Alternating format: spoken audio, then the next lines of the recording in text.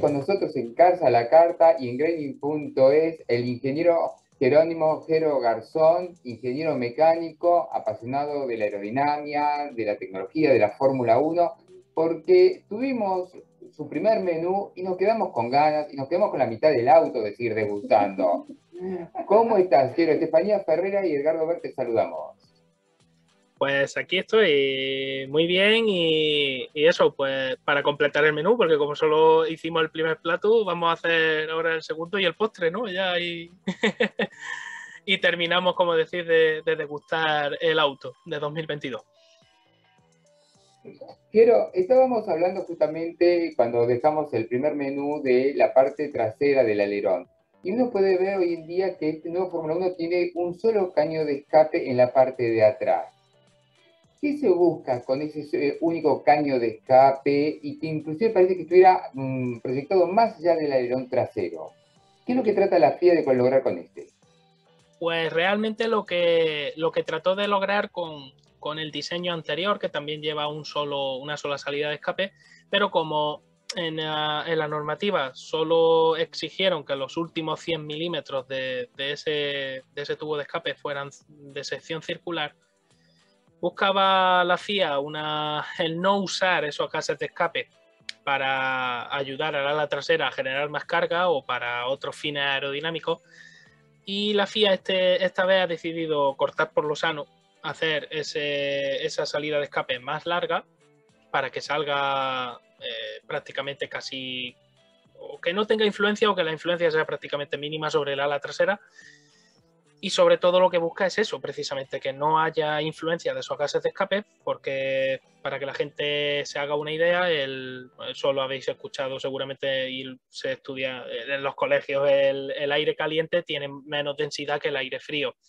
El aire caliente asciende sobre el aire frío, entonces aire caliente de gases de escape con mucha energía cinética, porque vienen con velocidad, pueden ser usados pues para empujar otro flujo aerodinámico concreto, el que sea, hacia una zona que a mí me interese.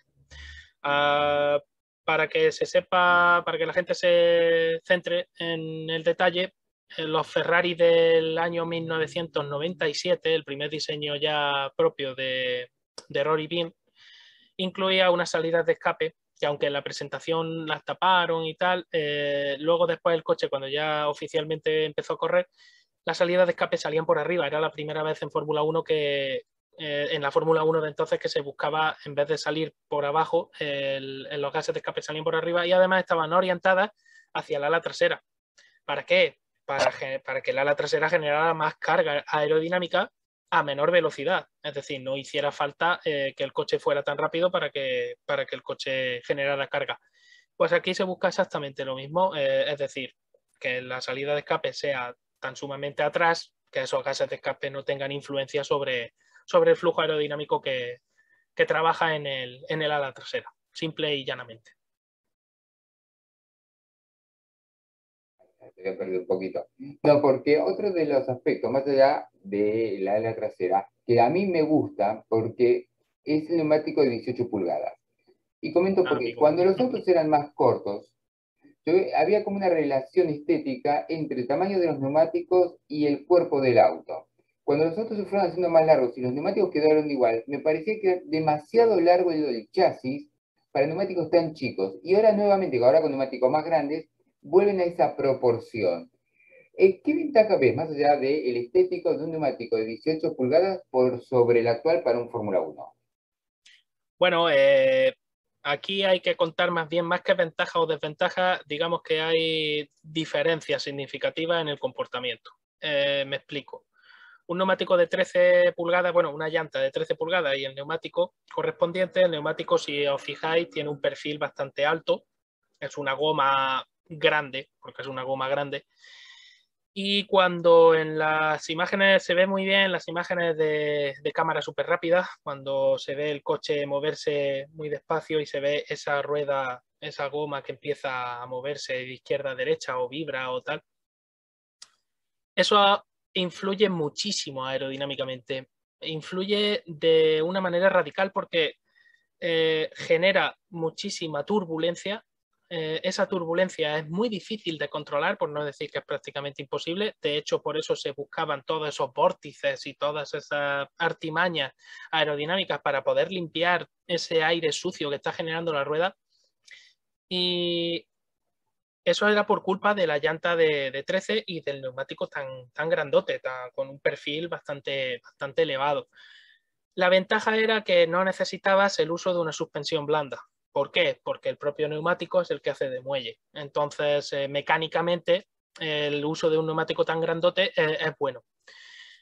¿Aquí qué va a ocurrir? Aquí va a ocurrir otra cosa totalmente distinta. Aerodinámicamente se va a ganar mucho, porque al tener una llanta de 18 con un perfil más bajo, solo exclusivamente por el hecho de que el perfil está más reducido, ese flaneo del neumático, esa vibración se va a reducir mucho. O sea, ese neumático ya no va a moverse lateralmente tanto como se estaba moviendo actualmente, por lo tanto el aire que va a dejar hacia atrás va a ser algo más limpio, dentro de lo que del aire que puede dejar un neumático, todo lo limpio que puede ser, que es muy poco.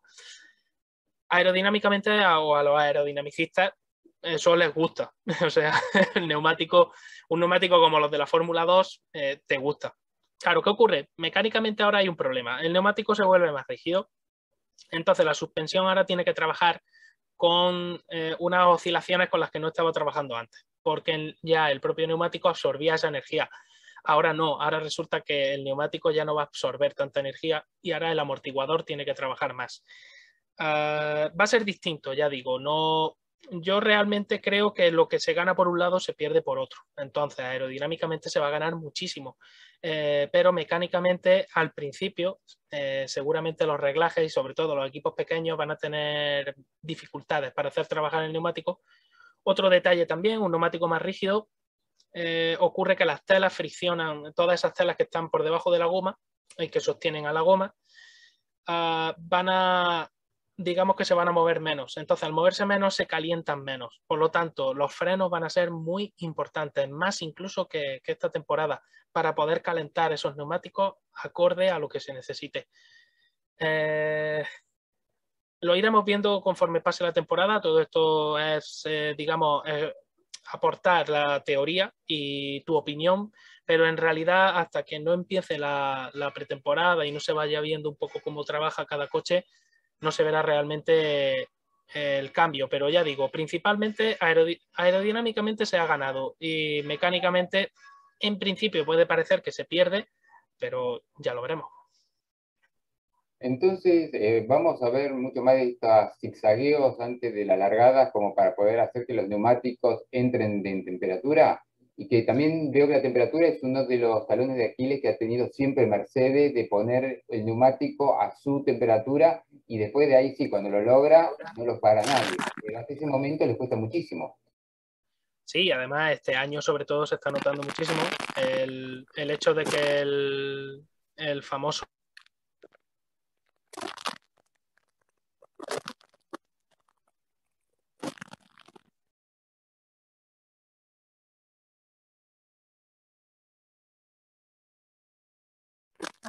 les cuesta mucho trabajo coger esa temperatura.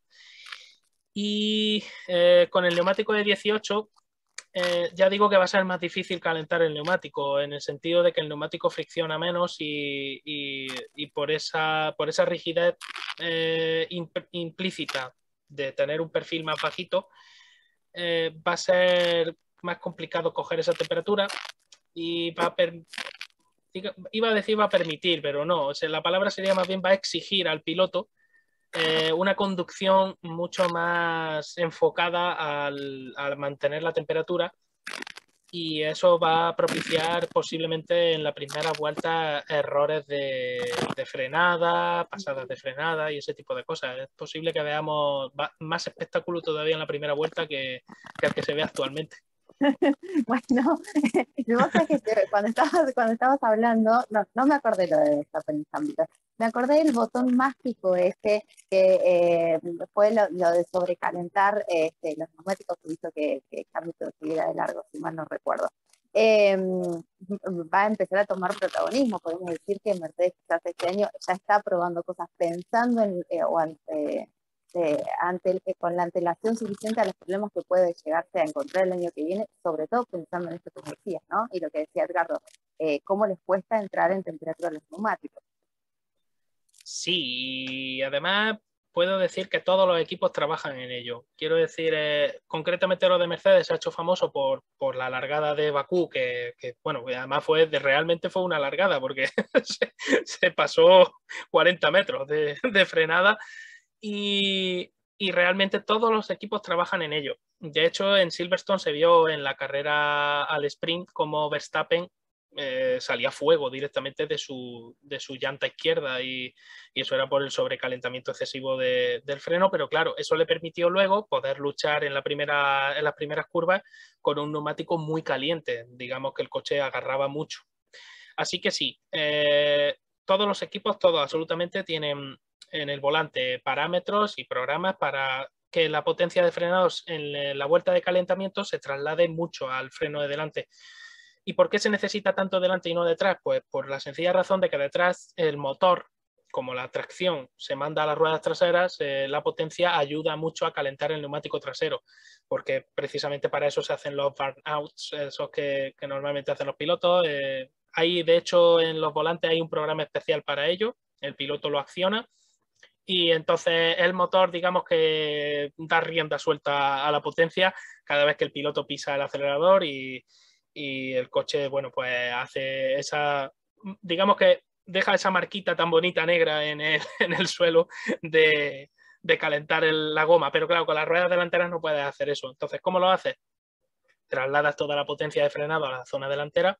Luego en carrera eso no se hace. En carrera normalmente se suele trabajar entre el 50 y el 65%, o desde un 45 hasta un 65%. Es decir, partiendo desde el 45 delante, sería 55 detrás, hasta el 65 delante, que sería el 35, dejar el 35 detrás. Entonces, así es más o menos como trabajan los pilotos. En el volante se va regulando y conforme van viendo en carrera y con las instrucciones del ingeniero y lo que siente el piloto, pues va cambiando esa cosa. Y la vuelta de calentamiento sí, le das, en el caso de Mercedes, al botón mágico y el coche pues ya se pone en funcionamiento. Le tienen que poner una flecha, es dirección obligatoria.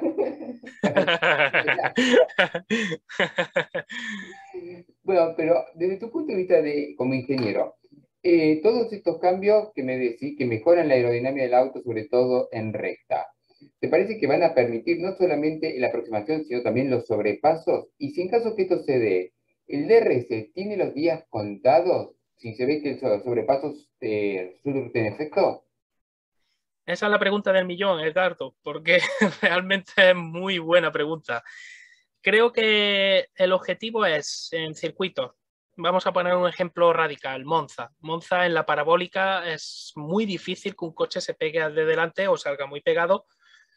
¿Por qué en las fórmulas de promoción sí lo hacen? Pues porque generan muy poca carga aerodinámica y un coche que genera muy poca carga realmente enturbia muy poco el aire. Entonces el coche de detrás puede realmente mantenerse muy pegadito. Sin embargo, en Fórmula 1, ¿qué ocurre? Ya lo hemos visto muchas veces cuando un piloto lo intenta, o frena y deja espacio, o el coche se va de morro y se sale. ¿Qué es lo que pretende la FIA? Pues eso, que en curvas como la parabólica, en curvas como las de Silverstone, las rápidas de Maggots y Beckett, en Chapelle, por ejemplo, también, así se me ocurren curvas rápidas, la última de Montmeló, que aunque ahora ya no es tan rápida, pero sigue siendo una curva rápida, o la subida de la Moreneta de Montmeló, la que accede a la recta de atrás, esa curva sí es muy rápida, pues la FIA lo que quiere es que el coche de detrás, en vez de tener que estar a 10 o 15 metros, pues pueda estar a una distancia menor sin que el coche se vaya, ¿no? O se pierda esa carga, ese apoyo aerodinámico. Entonces, realmente el trabajo va por ahí. Porque si yo consigo salir mucho más pegado al coche de delante, en recta luego yo no necesito ese apoyo aerodinámico. Entonces, yo me puedo pegar y sobrepasar, como acabas de decir, facilitaría más el sobrepaso. Sin embargo, ¿qué ocurre actualmente? Pues que muchas veces salen muy atrás y aunque yo uso el DRS y me voy acercando, pero me quedo sin espacio, me quedo sin recta y ya tengo que frenar. Lo que persigue la FIA es eso, que el coche de detrás tenga la oportunidad de poder salir mucho más pegado y aprovechar esa esa reducción de carga aerodinámica en la recta para poder adelantar con, o por lo menos ponerse en paralelo, llegar al paralelo y jugárselo en la frenada, cosa que hoy día, pues salvo rectas muy largas o una diferencia de neumáticos muy grande, o lo hemos visto algunas veces con un coche que acaba de salir de boxe con el neumático frío, otro que viene con el neumático caliente, ahí lucha rueda a rueda, pero claro, mientras el otro está calentando o no, al final lo adelantan, o un neumático que está muy desgastado y otro que está en perfectas condiciones y ocurre exactamente igual, pero bueno, ahí la diferencia la marca el neumático. Pero ya digo, el objetivo de la FIA es ese, el que un coche detrás pueda ir pegado y que por lo menos pueda ponerse en paralelo y luchar la posición en la frenada, cosa que hasta ahora es muy, muy complicado en igualdad de condiciones o muchas veces hemos visto que es prácticamente imposible. Claro, vos sabés que me tomo esto que decís y mencionabas las curvas rápidas de los circuitos, y yo estoy pensando no en los circuitos que ya conocemos, sino en los nuevos que se van a estrenar o que se están programando, por ejemplo, el famoso de Miami. Eh, ¿Cómo te parece que quedan los circuitos con los cambios que se le va a dar a este monoplaza? Porque por lo que decís, si se apunta al espectáculo, se apunta al sobrepaso y demás, no va a ser algo como lo que ya venimos viendo o conociendo. Me parece que más el circuito se va a habituar al auto que el auto al circuito, ¿no?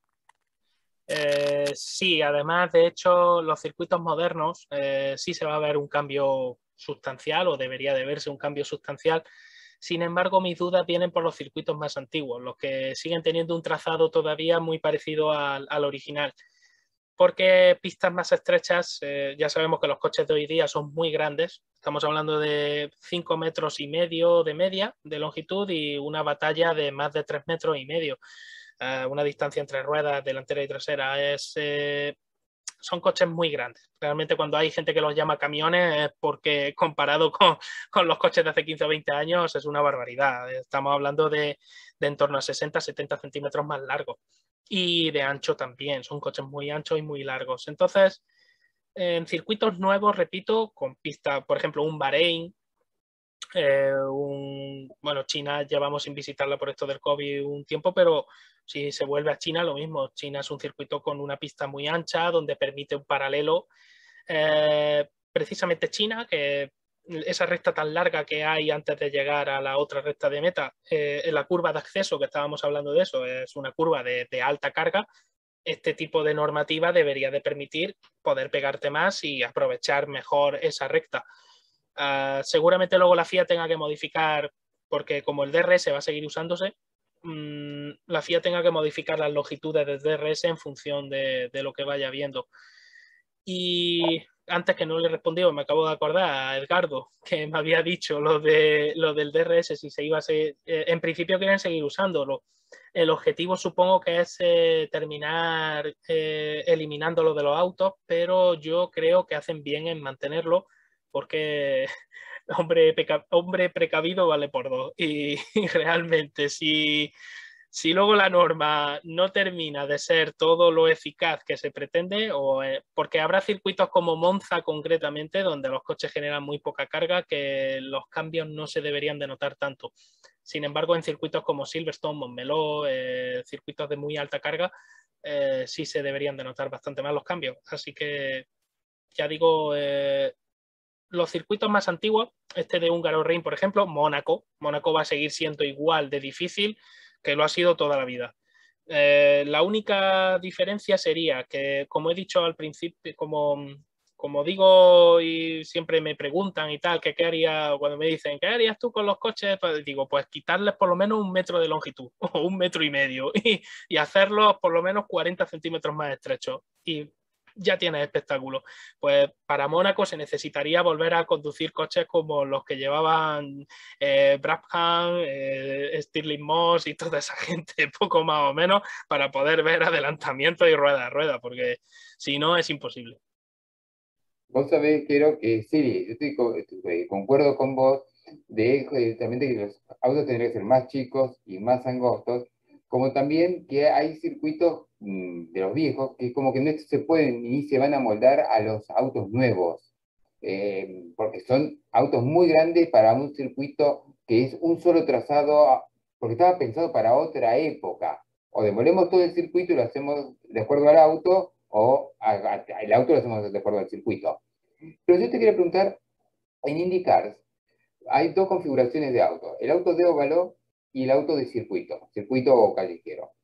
¿No se podría tener dos configuraciones, por ejemplo, para un circuito tipo Mónaco, por ahí un auto un poco más angosto, más corto, y por ahí para un circuito como Monza con menos carga inclusive de alerones de lo que se está proponiendo hoy en día, como para mejorar desde el punto de vista del espectáculo? Porque si no vamos a seguir viendo trencitos donde aparte cuando uno quiere pasar al otro, le sopla en la nuca y le pone una molestación de 3 posiciones, le sacan puntos y un poco más lo mandan al patíbulo, me parece Sí, sí, sí. que no cierra.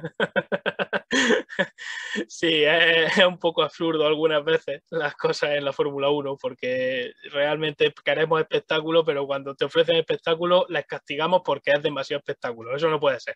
Entonces, sí, realmente es bastante complicado. Lo único, a lo que comentas de tener un paquete solo exclusivamente para circuitos ruteros y otro para circuitos más rápidos, eso chocaría un poco con la base de la Fórmula 1, que es la competición entre fabricantes, ¿no? Y como al final cada coche va a tener, digamos, un diseño propio, como en la IndyCar lo que ocurre es que Dallara es la que fabrica es la que diseña y fabrica todos los chasis. Y luego los paquetes aerodinámicos los vende Dallara o los personaliza Honda o etcétera, ¿no? Y tú compras ese paquete. Entonces al final los equipos de Indy son muy diferentes de las escuderías de Fórmula 1 en el sentido de que muchas de las cosas las compran, las coloco y las pongo. En Fórmula 1 eso es un poco raro, porque cada diseño de un coche es cada diseño propio y colocar un paquete ya prescrito por la federación podría perjudicar a tu diseño particular de auto. Para eso ya tendría que ser que todos los chasis fueran el mismo, toda la aerodinámica fuera la misma y ya, pues ya no sería Fórmula 1, ya sería Fórmula 2, Fórmula 3 o llamarlo como quieran. No, te traía justamente a colación esto, porque en el ya tan mentado, y no lo vamos a comentar porque creo que ya todo el mundo lo comentó, hasta el hartazgo, el famoso toque Hamilton-Verstappen, Verstappen. Yo creo que uno de los problemas fue justamente el circuito, un circuito antiguo con un solo radio de acción donde si no te superas en algún momento, no puede haber. Entonces, o te jugás en ese momento o listo. Por eso me parece que fue el problema que no creo que muchos hayan puesto en la lupa sobre el circuito en sí, más allá de la maniobra. La maniobra nos olvidamos. Pero me parece que el primer causal de ese toque fue el circuito. Sí, estoy totalmente de acuerdo. De hecho, la única zona renovada es la nueva zona de boxes, todo eso que la curva club, que fue la que cambió, se hizo todo nuevo, la recta de meta y luego las primeras curvas, que además, como bien apunta, esas primeras curvas son mucho más anchas que la COPS, por ejemplo. COPS es una curva mucho más estrecha. Se llega además desde una zona que también es bastante más estrecha, que es la antigua zona de los boxes antiguos, de donde estaba la antigua recta de meta. Y estos coches, repito, es que son muy grandes, es que realmente ocupan mucho espacio y es muy difícil hacer un paralelo en ciertas zonas. En COP se traza alrededor de 300 kilómetros por hora, 300, 305, depende del coche. De hecho, aquí también habría que apuntar que tanto Hamilton como Verstappen venían con los ojos inyectados en sangre, venían encendidísimos. Que eso yo lo entiendo, sí, yo entiendo que son pilotos de Fórmula 1, que están ahí para luchar por su posición y que, por supuesto, no he entendido tampoco las críticas furibundas tanto contra uno como contra otro. Al final esto es Fórmula 1, es lucha, los pilotos quieren ganar. Iban encendidos los dos porque digo, estos dos, yo en un momento pensé y dije, digo, si no se toca ninguno de los dos, digo, estos dos se salen. Digo, es que van a una velocidad en COPS con los depósitos cargados que era prácticamente imposible trazarla a esa velocidad. Y bueno, ocurrió lo que ocurrió y ya está, pero si no hubiera ocurrido, igualmente es una zona, es un circuito y son zonas que como no han sufrido una remodelación grande, realmente estos coches son muy, muy grandes, son grandotes y a esas velocidades, como bien ha dicho Edgardo antes, es que hay una única trazada lógica y todo lo demás es jugártela mucho y realmente es complicado, es difícil. Bueno, Jero, yo por mi parte, yo no sé, le voy a preguntar a Estefanía si le queda alguna pregunta, pero yo por mi parte ya con esta segunda parte del menú estoy absolutamente satisfecho. No, no, yo no tengo ninguna duda. Vuelvo a repetir, siempre es un placer escucharte, pues además se aprende muchísimo, lo haces súper simple. Yo, antes que Edgardo te despida, recuerdo Twitter, @HeroITeam, en Twitch exactamente igual, HeroITeam, y en YouTube, Curiosidades de Ingeniería con Jero, así lo buscan y lo encuentran, para hablar no solamente de Fórmula 1, sino de ingeniería en general. Y bueno, también sumo agradeciéndote la diferencia, el tiempo que nos das y las explicaciones también. Y como decías, ¿no? Estamos todos a la expectativa, a esperar sobre todo con qué nos trae Adrian Newey en la pretemporada. Sí, hombre, estamos a la expectativa con todos los coches, pero claro, especialmente con el genio aerodinámico, con Newey. Y bueno, y una última cosa, si me permitís, un apunte pequeño con respecto a los nuevos coches, ya no se va a hablar de fondo plano. Ya eso hay que olvidarlo, aparcarlo y guardarlo en la memoria. Y ahora ya es simplemente el fondo del monoplaza, que tiene unas canalizaciones y unas líneas curvas preparadas precisamente para generar una succión y poder trabajar con el efecto suelo de una manera mucho más potenciada de lo que hasta ahora se hacía. Simple y llanamente eso, si alguna vez es que he seguido leyendo y viendo a gente comentar fondo plano, no, los fondos ya, el fondo plano va a morir esta temporada y la temporada que viene va a ser otra cosa distinta. Así que ya está, simplemente eso, ese apunte. El fondo plano al museo. Efectivamente, a la exposición, allí, que lo pongan en el Museo de Arte Moderno, si hace falta, y ya está.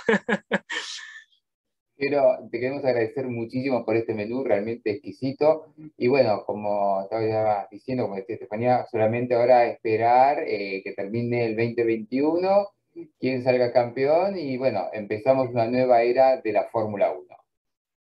Sí, y además, ya digo, expectantes. Yo particularmente de formación profesional y por interés, estoy expectante en ver realmente qué han preparado los equipos y apreciar las diferencias con lo que ha presentado la Fórmula 1.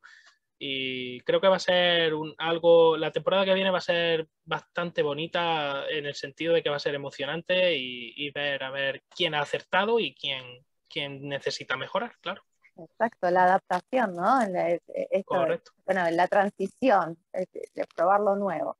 Jero, te Correcto. mandamos, te mandamos un beso enorme. Bueno, ya sabés que para el 2022 vas a estar invitado en Cars también, cuando tengamos los modelos en pista.